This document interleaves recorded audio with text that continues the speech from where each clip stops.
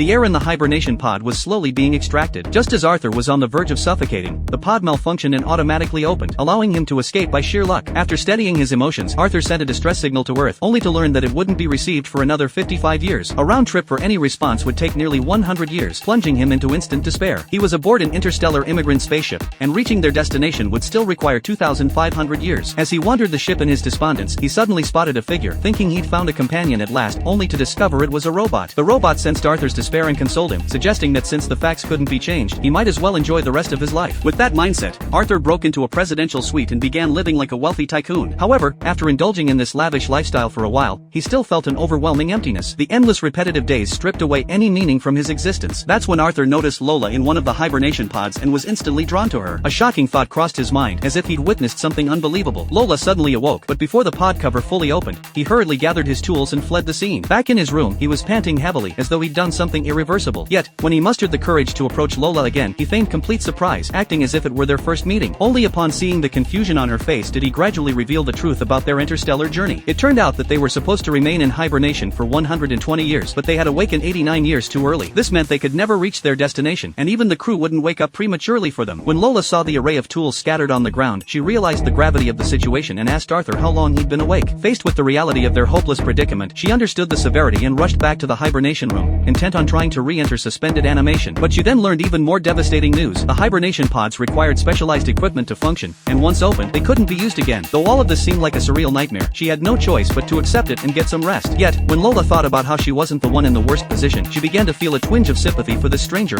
Arthur. However, her kindness only intensified Arthur's inner torment. He immediately headed to the bar and confided in the bartender robot about how he'd woken himself up in the whole situation with Lola. Though this was something he'd craved most over the past year, he couldn't muster any joy about it now. With no idea how to face the consequences, Arthur simply asked the bartender to keep it a secret for the time being.